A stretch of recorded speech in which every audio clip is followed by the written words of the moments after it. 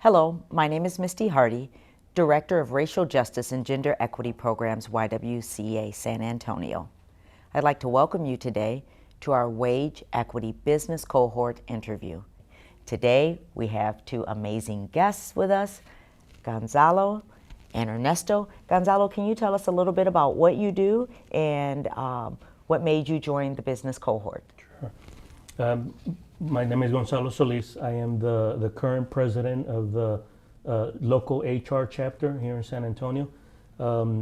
I do have a background in HR in the military. I served 28 years in the military.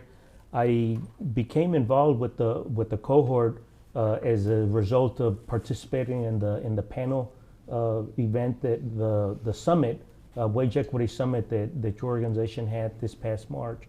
So I've been part of the cohort since then. Okay, and thank you for joining and thank you for supporting us in these efforts. Ernesto, can you tell our audience a little bit about your background and whether or not you are interested in continuing Gonzalo's legacy here with the business cohort? Absolutely, for sure. My name is Ernesto Escobedo. I am president-elect for San Antonio Human Resources Management Association.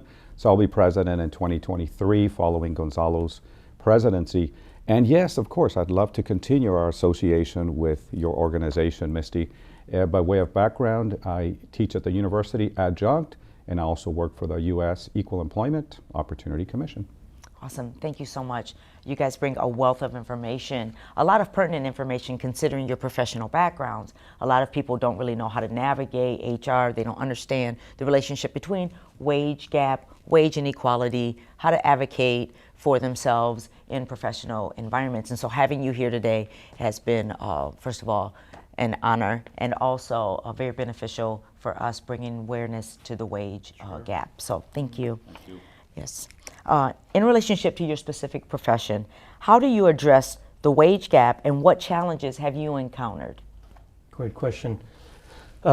So as an HR practitioner, I'm always having to find that equilibrium point between protecting the interest of the company and advocating for the employee. That is a very fine needle to thread, and you know all HR professionals would agree with that.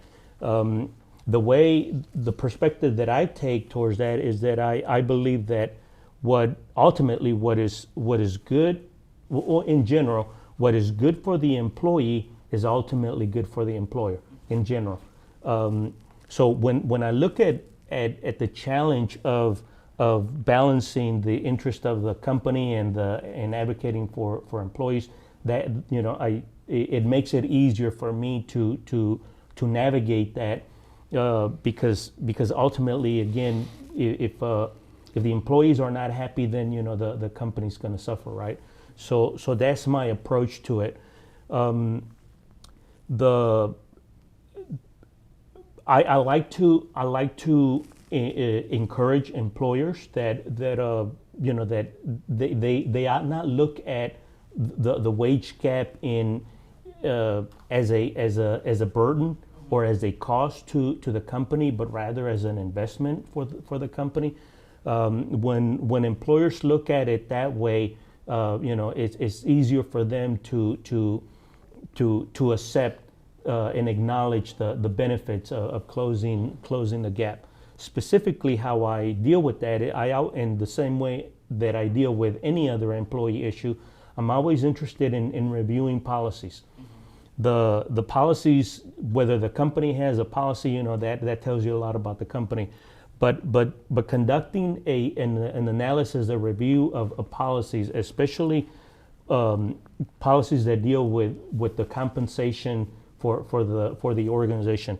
A couple of things, and there are many things, but a couple of things that I look for when I review policies is whether the company has a policy, a written policy for starting pay, starting wages. That's very important. Whether the company has a hierarchy of pay levels, that's also very important. That's very telling. If the company may be at risk of having a wide gap, between what they pay employees. And then the last thing that I consider is a salary history. Does the company use salary history to make compensation decisions? That's very important. It's advisable. It's discouraged. Companies should not use a candidate's past salary history to make decisions for how much that person is going to get paid. So those three areas are things that as an HR practitioner, I'm interested in looking at, as a way to try to figure out if there is a, potential for disparities in pay. Thank you for that insight. Very interesting. We know that a lot of the wage inequality is associated with policy, Exactly. bad policy, archaic policy. Thank you for sharing that. Ernesto, tell me, what do you see as the most pressing issues concerning the wage gap, and what suggestion do you have for employers looking for solutions? Absolutely, Misty. In my field of work, in academia, in the school setting, I see one pressing issue is we have fewer women than men in education. So as I'm teaching my classes, I look at the student biography, and although it's increased, I see more women getting an advanced degree, whether it's a master's degree or a doctorate degree. But still today, I don't see equality going back to the point of origin, which is education. As I mentioned earlier, I think education is a great equalizer, right? Regardless of someone's background. But as I see it from the classroom, I see more women getting their education, but it's not equal. And so definitely a pressing issue that I see in my field of work. I wish it was more equal. I wish we had, maybe even more women, right? To make up for some of those disparities. But again, the good news is there are more women, but it still continues to be a pressing issue. Another pressing issue moving forward after, let's say, that female woman graduates with their degree, the types of positions that women seek versus men, I think sometimes is a pressing issue because, for example, in my line of work with the commission, I work a lot with attorneys, and once again, it's a pressing issue in that there isn't the same one-for-one, so to speak, where I see as many women as I see men. So my point here is that the types of positions that women seek sometimes are not the same as those that men seek.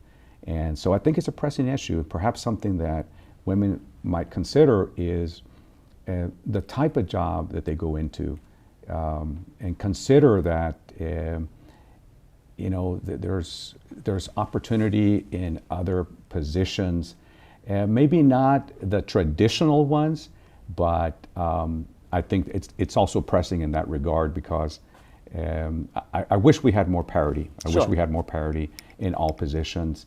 And then one other pressing issue that I see here is that unfortunately, and this is just traditionally, the types of jobs done by women, again, traditionally are undervalued. If we look at, for example, women that go into nursing, I think they're critically undervalued. Into teaching, again, primarily or more so with women, also undervalued. So it's a pressing issue. I wish it was more in parity with those positions that men traditionally seek. But I hope in the future, right, we can see more parity as women get more and more educated. Okay. And you bring up a couple interesting points. Your point to the absence of women being present in certain positions has a lot to do with occupational sorting. And so that's intentional by design when we talk about systems that are in place to really shepherd either males and young boys into areas that are more profitable, right?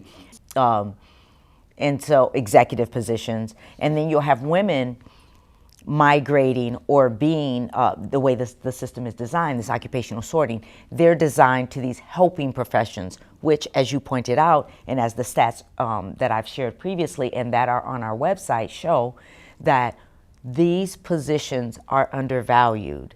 They are historically rooted in enslavement. And so when you have those nurturing positions, like you said, childcare, nursing, education, all of those caring professions, women are paid less because that work is undervalued. And then we also, you touched on something else, which I thought was really interesting, and it's the fact that when we even look at female-dominated positions, right, those helping positions we talked about, even when you have men in those positions, they're paid more. So sometimes it's, well, most often, it's not even the profession. It is the practice of gender bias and the historical practices, as you pointed out before, that lead to wage inequities based solely on gender. So very, very good points and very intriguing conversation. Gonzalo, what advice do you have for business owners or corporations in San Antonio who are considering addressing the wage gap and they don't know exactly where to start? Okay. So for sure, I think we established right from the onset that, this is hard work.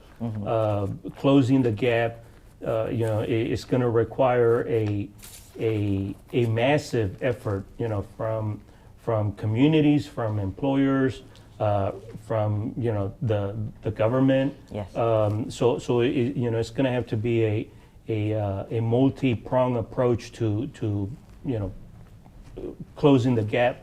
And there are no easy solutions. It's baked into the system, and it's going to require a lot of work. What I tell employers, how I would encourage employers or advise employers is, I would remind them of the positive benefits of closing the gap. Typically, companies who have closed the gap or who are making an attempt to close the gap usually enjoy higher productivity from their employees. Higher productivity obviously leads to higher revenues, higher profit. So high productivity, employees have higher levels of morale. They're excited to come to work. They have confidence in the organization. They trust the organization. So I encourage them to look at it from that perspective, right, from that lens. But I'm also not naive enough to know that, as I mentioned, these are difficult things that that we need to struggle with, right, and work through. One of the things that employers, among others, that employers struggle with is that they may be concerned with fears about potential discrimination claims from their current compensation practices. Right. And again, we have to take that into consideration. So we cannot forget that is a valid concern. And so what I encourage employers is to conduct a voluntary self-audit of their compensation practices. And at this point, I need to say that employers should consult, an employment law attorney. I'm definitely not qualified to give, legal advice. So employers should consult an employment law attorney for the intricacies of conducting a voluntary self-audit. But what a voluntary self-audit would do is that if the CEO of an organization that wants to make a difference and they show commitment to close the gap, what they could do is they could meet with they could communicate in writing to an employment law attorney that senior management is interested in conducting a self audit with the intent of getting not free, but legal advice on their compensation practices. Now, what the CEO, the president of the company needs to do this in writing. Along with that, expressing that, the CEO should direct the employer, direct the attorney to work with the organization's HR department, with diversity inclusion professionals in the company, with talent acquisition professionals, to audit the practices. Now, whatever findings the audit yields, Right. those need to be kept confidential. And what I would encourage employers to do is to label all documents that are part of the audit as privileged and confidential, produced under direction of counsel. That's very important. That will protect the employer from the findings of the audit to potentially be used against the employer if the employer was to be sued. Sure. At a later point. And all of that goes to create the attorney-client privilege that would allow the employer to open up and freely discuss, and freely audit their practices. Now, on top of that, the employer, as I mentioned earlier, the employer really needs to take a strong look at the variables that I mentioned earlier. Does the employer allow employees to discuss their wages openly? That goes a long way. If the employer has policies restricting that, and if managers retaliate against employees who openly discuss their salary, that's going to go against. That's not going to be that doesn't lend for closing the gap. Right. If the employer is still using, again, as I mentioned earlier, salary history to make pay decisions, that's also not gonna help the cause. So in those ways, that's how I would approach an employer who's looking to start, but they don't know where to start or how to start. And I appreciate you pointing out just those complexities in just the overhaul that's necessary for this whole endeavor. Ernesto, you mentioned earlier that that what employers can do to raise awareness and assist women in ending the wage gap. I'm interested briefly in your opinion on how a woman can help this process along. Absolutely, Misty. Another great question. One way a woman can do that, and I've said this already, is education. I feel like education is a great equalizer. I realize that women have had a lot of disparity over the years, as we've discussed today, earning only 83 cents for every dollar earned by a man.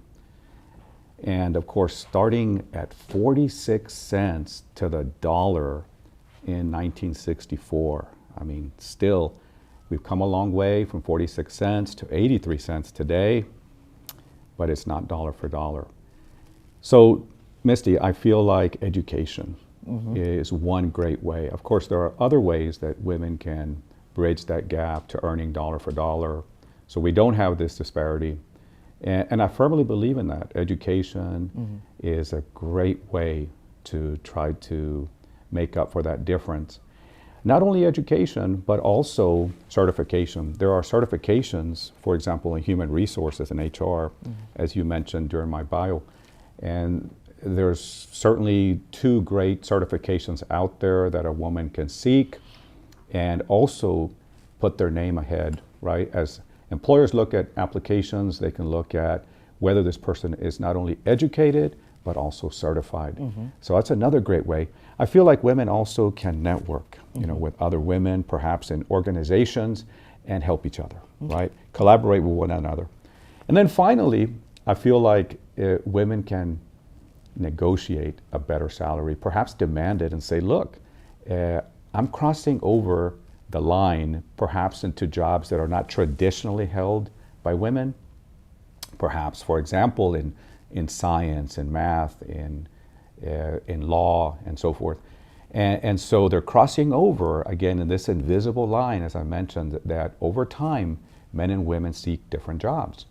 And perhaps demand it and say, look, I'm equally educated, I'm equally certified, I'm equally licensed, and demand it. And say, look, this is how I'm going to make up for this difference because I am just as qualified as a man. Okay. Thank you so much, both of you, for your contributions today. I would encourage anyone who is interested in learning more about wage gap, wage inequality, the YWCA's business cohort, and more specifically, what you can do to assist us in raising awareness. Check out our website, ywcasa.org. You can email me, Misty Harty, at ywca.org as well. And I'd love to engage. I'd love to answer any questions that you have. But I'd also love to have you partner with us as we continue our fight to end wage inequality in San Antonio and nationwide. Thank you so much for joining us. Thank you, Gonzalo. Thank you, Ernesto, for taking the time to have this chat with us today. And thank you for joining us virtually as well. We look forward to continuing this conversation, and we look forward to partnering with you in the future. Thank you.